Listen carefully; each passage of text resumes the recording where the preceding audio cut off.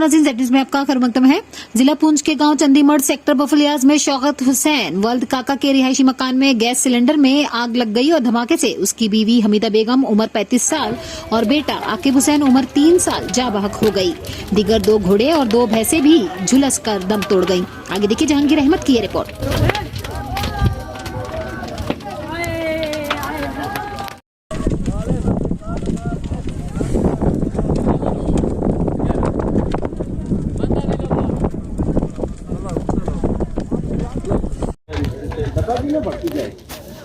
दबाई आज वाहन पोए तशी तर टाकून सारी